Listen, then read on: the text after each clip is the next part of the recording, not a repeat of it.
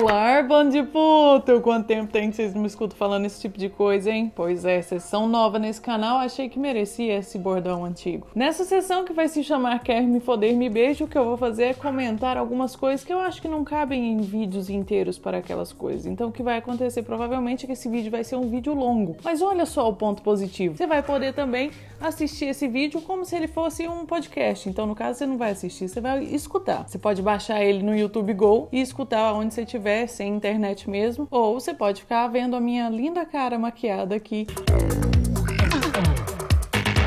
enquanto eu tô falando das coisas. Fica ao seu dispor. Pode escolher o que você quiser. Porque quem manda nesse canal, na verdade, sou eu. Mas faz de conta que é você hoje.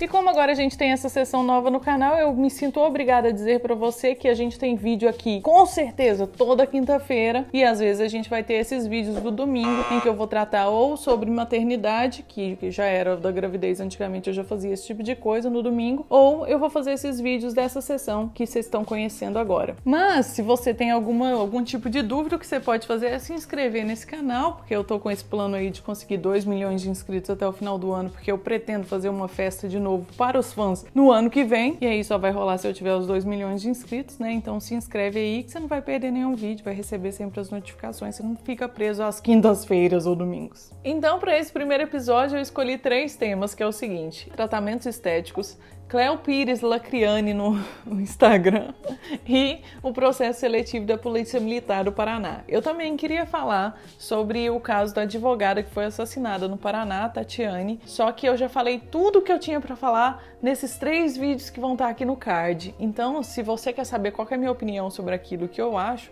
é só clicar aqui, velho. Então vamos falar da Cleo Pires, que agora é só Cleo, né, na verdade. A Cleo, pra quem perdeu, não estava acompanhando, postou no Instagram dela essa semana uma foto em que ela está apoiada na pia do banheiro, olhando pro espelho, o fotógrafo tá atrás dela, e ela tá com uma toalha na cabeça, de cabelo seco, maquiada, e a foto me parece muito bem produzida, inclusive com pós-produção. Não tenho certeza porque eu não sou especialista nisso, mas o que chamou atenção mesmo foi a legenda da foto, onde a Cleo afirma que não existe mulher perfeita e que a gente tem que parar de romantizar a mulher perfeita, e que aquela era uma foto dela saindo do banho, e que ela usa toalha na cabeça sim quando ela sai do banho, que ela fica na frente do espelho procurando imperfeições na face dela sim quando ela sai do banho, que ela não é uma mulher perfeita e que cada mulher é perfeita da sua maneira. E aí o que aconteceu foi que a internet zoeira do jeito que é, zoou pra caramba, porque a foto estava muito bem produzida e a legenda era totalmente o contrário do que estava escrito naquela foto, além do fato de ter existido uma grande problematização em cima da toalha na cabeça. Eu não sabia que usar a toalha na cabeça depois que você sai do banho era uma coisa que, assim, causa preconceito nas pessoas. E aí eu preciso fazer uma meia-culpa, porque assim, eu não tiro a possibilidade da Cleo ter tido alguma questão em relação à toalha na cabeça ao sair do banho, porque cada pessoa é uma pessoa. Mas a minha questão tá mais em relação ao tamanho da problematização em relação à toalha da cabeça. E eu fico com a eterna impressão de que hoje em dia o lacre vale mais do que qualquer tipo de causa. Então, por exemplo, a intenção parece que foi boa de dizer que não existe mulher perfeita e que existe essa romantização, principalmente em cima da Cleo, que todo mundo diz que é uma fodelona e ela gosta demais de transas e ela é uma mulher perfeita, sensacional, linda, gostosa, talentosa e bem-sucedida. Eu entendo isso, sabe? Mas eu também entendo que a problematização exacerbada faz com que as outras coisas que realmente precisam de problematização sejam tidas enquanto chacota. E aí eu faço um comparativo que é o seguinte: você já reparou aquelas pessoas que mentem demais? Que fazem pequenas mentiras sobre coisas que elas não precisavam mentir? Ou até que fazem grandes mentiras em relação a coisas que elas talvez não precisassem, mas sentem a necessidade de que precisam mentir sobre aquilo? E que todo mundo já sabe que aquela pessoa mente daquele jeito mesmo, ao ponto de chegar num nível em que ninguém mais acredita em nada que aquela pessoa fala. Eu acho que vai chegar a hora da problematização nesse sentido. Hoje em dia, o nego tá problematizando tanta coisa e sobre qualquer coisa, que vai chegar uma hora que ninguém vai dar o verdadeiro valor ao problema. em si. Eu fiz um vídeo inteiro falando sobre problematização há alguns meses, que quase ninguém viu e que eu acho que poderia ser bem válido se você tem interesse nesse tipo de questão. Vai estar aqui nos cards. Você vai lá assistir ou escutar, né? Dependendo do que você estiver fazendo aí. Mas se eu pudesse fazer um apelo, o apelo que eu ia fazer é, gente, vamos tentar problematizar coisa que realmente é problema, porque toalha na cabeça, minha amiga. Você põe a toalha onde você quiser, ué. Eu, por exemplo, se tivesse que fazer uma problematização besta dessa, o que eu ia sugerir é o seguinte: por que diabos a gente não pode descer de pijama para tomar o café da manhã no hotel? Na sua casa você não toma café da manhã de pijama? Por que eu tenho que ficar trocando de roupa para descer no hotel? Inclusive, eu vou postar uma foto sobre isso no meu Instagram, vai que a galera adere, né?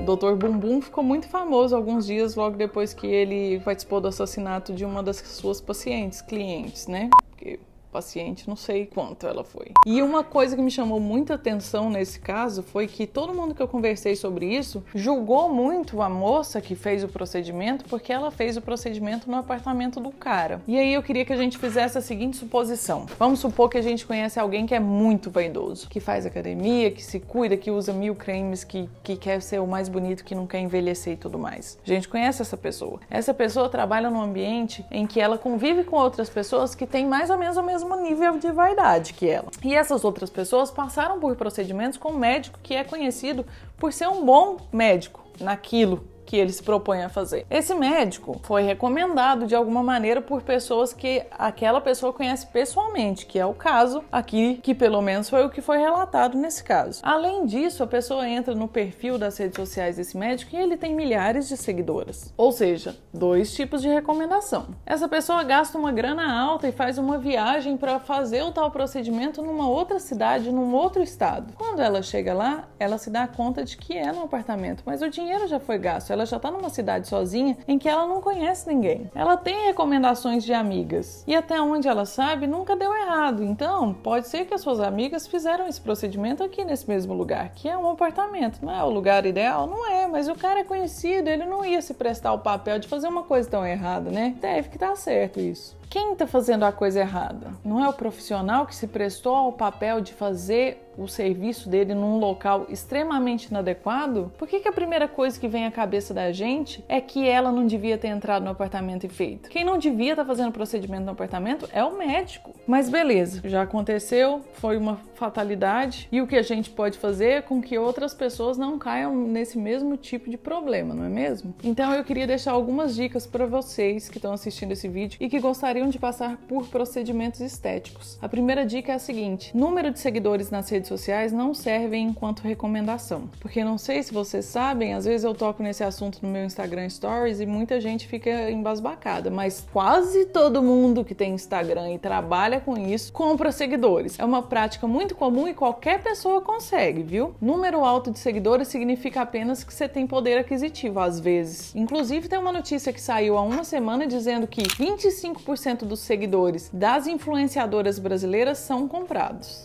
25%.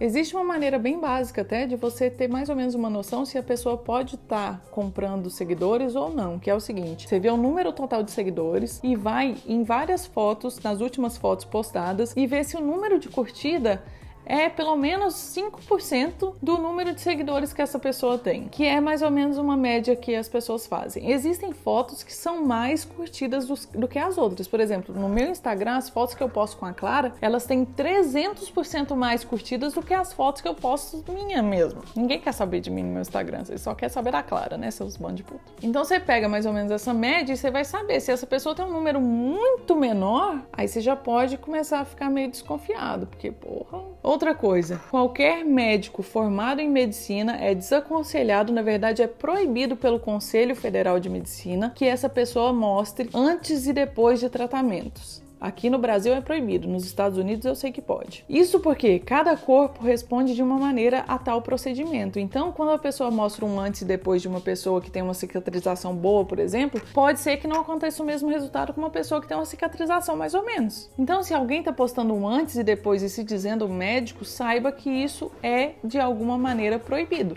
Outra coisa que é proibido pelo Conselho Regional de Medicina é a pessoa fazer publicidade dos seus serviços médicos. E aí, eu quero deixar bem claro claro aqui. Um paciente que foi numa clínica ou foi num médico e fez um procedimento, ele pode mostrar o seu antes e depois e ele pode falar sobre o médico dele e indicar, seja em qualquer lugar que ele queira. O próprio médico não pode ficar falando, venham aqui na minha clínica, se consultem comigo e tudo mais. Ele pode mostrar o seu dia a dia, mas não pode fazer esse tipo de publicidade nem mostrar antes e depois. Outra dica é, não marquem procedimentos e vão fazer de uma vez só. Todo bom profissional faz uma consulta para te conhecer, para saber quais são as suas vontades e até quando as suas vontades são compatíveis com aquilo que você precisa. E eu acho que aqui cabe um caso meu para eu contar para vocês. Eu entrei numa noia de que eu tinha um dente da frente maior que o outro aqui, ó. Não, nada a ver, irmão. Eu me olhava no espelho e era só isso que eu enxergava. E várias pessoas vão me entender, porque a gente às vezes cisma com as paradas retardadas, né? E aí eu fui num dentista, né, fazer a limpeza normal, tudo que a gente tem que fazer de tempo em tempo. E aproveitei para perguntar disso aqui, que eu tava achando estranho. Perguntei para ele se não dava para lixar um lado para ficar igual, ou se tinha alguma outra maneira de eu fazer para ficar mais simétrico. E aí ele me explicou que sim, dava para ser lixado, ou dava para fazer alguns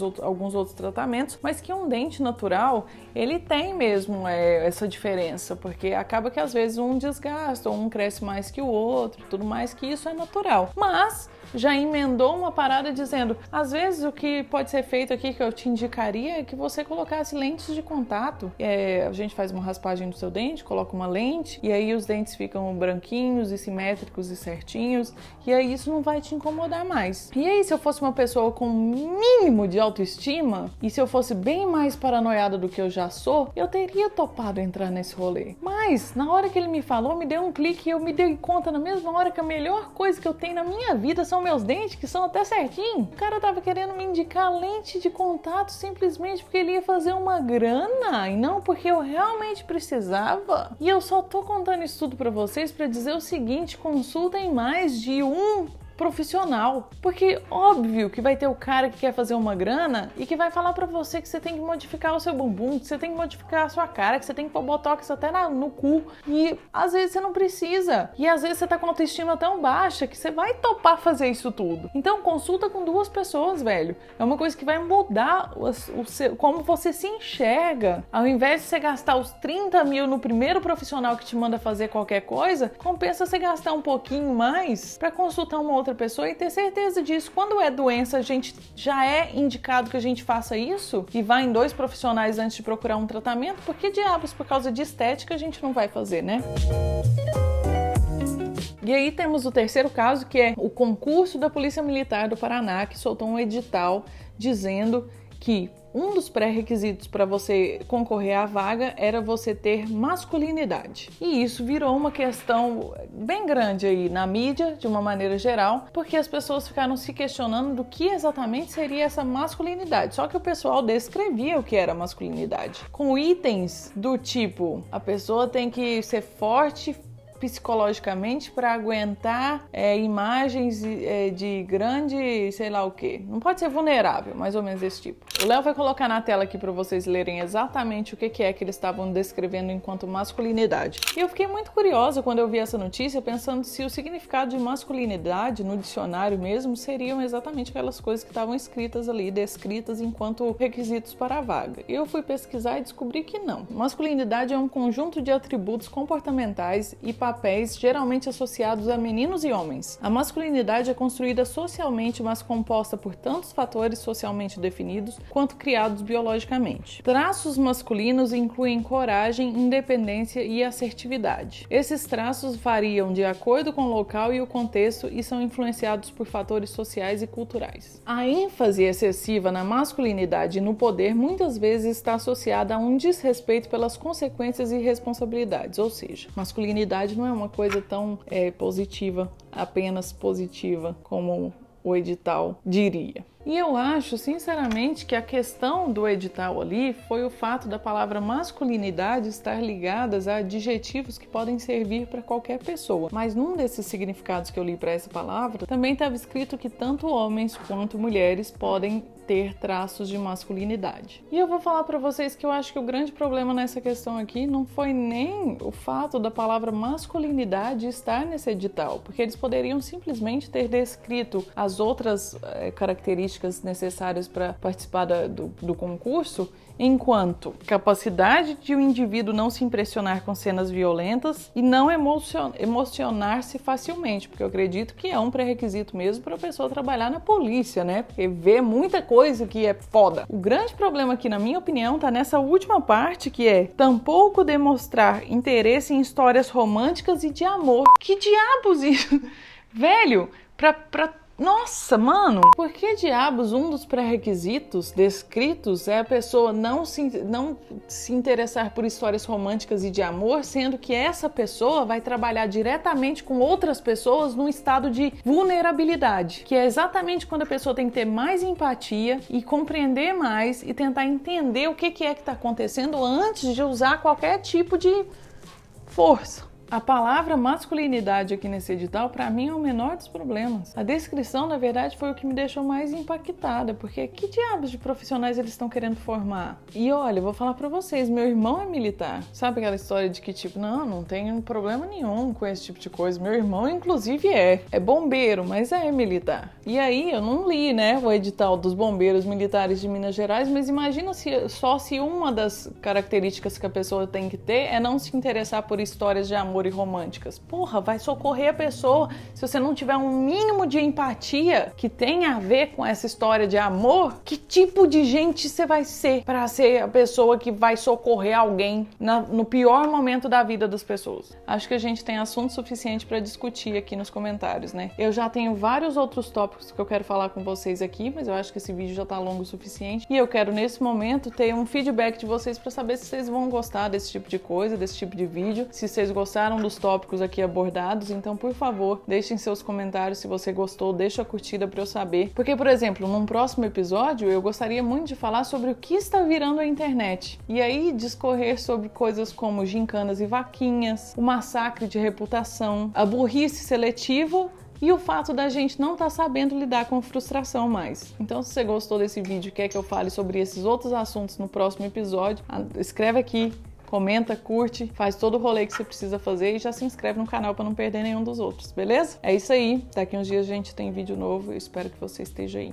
Pensar que eu gravei quase 20 minutos de vídeo que eu não vou usar nesse vídeo, porque eu achei que esse vídeo tava longo demais, falando sobre o negócio das vaquinhas já. Vai ter que ficar pro próximo vídeo e eu acho que o próximo já vai ter 40 minutos. Meu Deus do céu, eu sou muito prolixa. Não dá pra ser assim. Além de prolixa, eu sou disléxica. E é muita característica com palavras com X pra uma pessoa só.